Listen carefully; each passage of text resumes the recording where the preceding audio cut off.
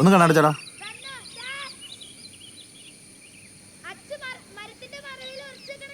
മുറുക്കി പിടിക്കേ.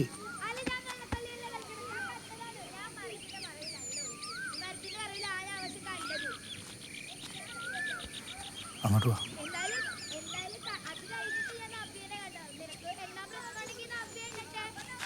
അതാരാ? കണ്ണേട്ടൻ.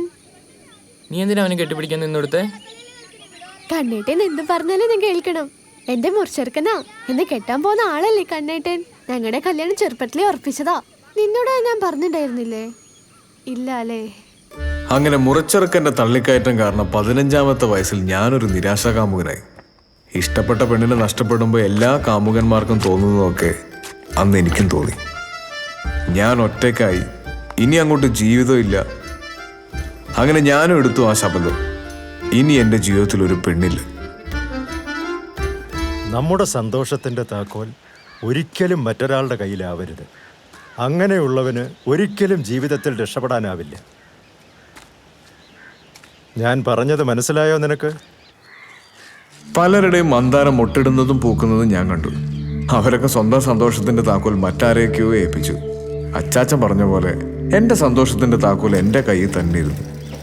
വട്ടത്തിൽ ചവിട്ടിയ നീളത്തിൽ ഓടുന്ന സൈക്കിള് പോലെ ജീവിതവും പോയിക്കൊണ്ടേയിരുന്നു. Rajesh,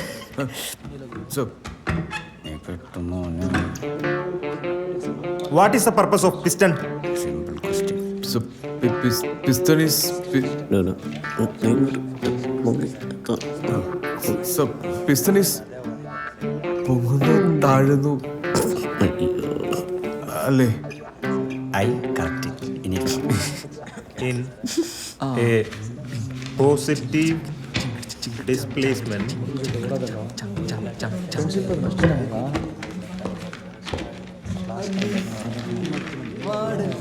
Hey boys, what is this? What the hell are you doing? Jose സാറിന്റെ സ്ഥിരം പല്ലവി കേട്ട് ഞങ്ങൾ മടുത്തു. കുറെ കാലമായി പുതിയൊരു തെറി പോലും ജോസ് സാറ് പറഞ്ഞ് ഞങ്ങൾ കേട്ടിട്ടില്ല. പക്ഷെ ഇതുവരെ കേൾക്കാത്തതൊന്ന് ഈ പ്രാവശ്യം ഞങ്ങൾ കേട്ടു. Dear students, here we have a new student. Her name is Maya. Maya.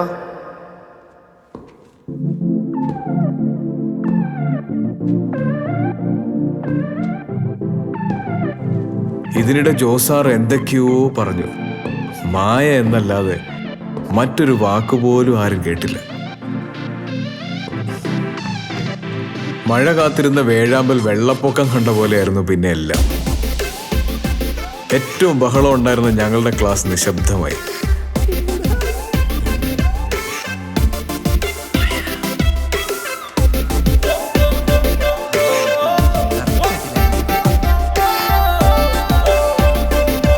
Class തുടങ്ങുന്നതും അവസാനിക്കുന്നതും ആരും അറിഞ്ഞില്ല.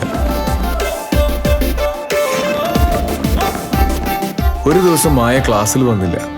എല്ലാവരും നെഞ്ച് തകർന്നാണ് ആ വാർത്ത കേട്ടത്. മായ സിവിലിലേക്ക് മാറി. മായ പോയത് ആർക്കും സഹിച്ചില്ല. പലരും മായയ്ക്ക് പുറകെ സിവിലിലേക്ക് മാറി. 60 പേരുണ്ടായിരുന്ന ഞങ്ങളുടെ ക്ലാസ്സിൽ ഞങ്ങളൊരു 10-20 പേര് മാത്രമായി. എല്ലാം മായം.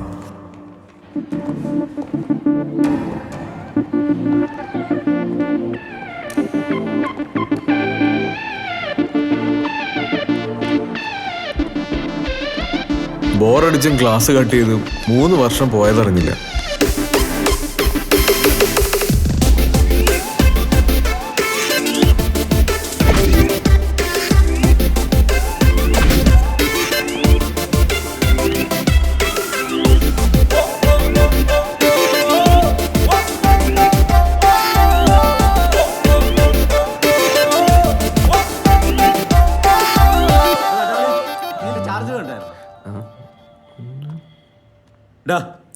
എന്താ നിന്റെ പ്രശ്നം?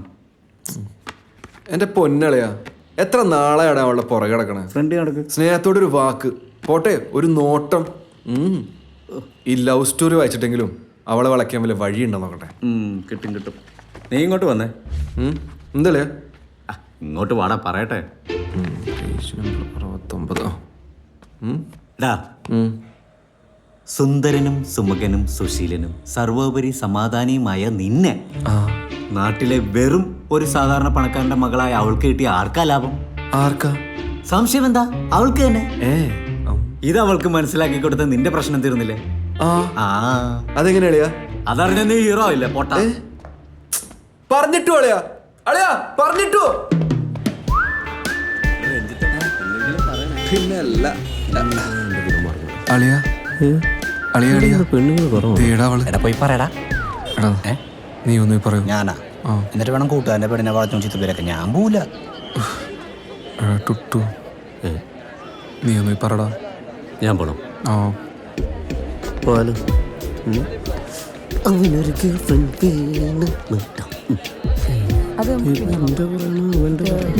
കൊളാക്കോ? ഒരു സംശയമില്ല. ചേച്ചി പ്ലീസ് ഒന്ന് അകലേക്ക് വരുമോ? എന്തിനാ? എനിക്കൊരു കാര്യം പറയാനുണ്ട്. പേര് വെച്ചല്ല, അല്ല വേണ്ട. എന്തൊക്കെയായാലും നിങ്ങൾ ഒരേ നാട്ടുകാരല്ലേ, പോരാത്തതിന് ഇപ്പോൾ അടുത്തടുത്ത കോളേജിലും. അപ്പം പിന്നെ നിങ്ങൾക്ക് ജീവിതത്തിൽ ഒന്നിച്ചൂടെ? നാട്ടിൽ നിന്ന് അവന്റെ ശല്യം സഹിക്കാൻ വയ്യാഞ്ഞിട്ടാ അച്ഛൻ എന്നെ ഇവിടെ കൊണ്ടു ചേർത്ത്. എന്റെ പൊന്നു ചേട്ടാ, എന്നെ വിട്ടേ. കൈവപ്പാണല്ലോ. നീ ടെൻഷൻ എന്തായി? എടാ വേട്ടമളിയാ, എന്തായാലും കുറ്റം പറയാൻ പറ്റില്ല. നല്ല കുട്ടി. നിന്റെ ശല്യം കാരണം അവള് നാട്ടിൽ നിന്ന് ഇവിടെ വന്ന് പഠിക്കുന്നല്ലടാ. അവളങ്ങനെ പറഞ്ഞു. അവൾ അങ്ങനെ പറഞ്ഞാ? അത് മാത്രമല്ല, എന്റെ പൊന്നു കേട്ട എന്നെ വിട്ടേക്കെന്ന് പറഞ്ഞ ഒറ്റ പോകും.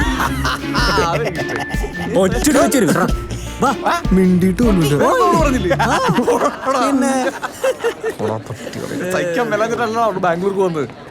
നീ ഒരു കാര്യം ചെയ്യ്, ഈ വരുന്ന ഏതെങ്കിലും ഒരെണ്ണത്തിന് അതാ പിന്നെ നമുക്ക് ഫ്രഷ് ആയിട്ട് അങ്ങ് തുടങ്ങാം.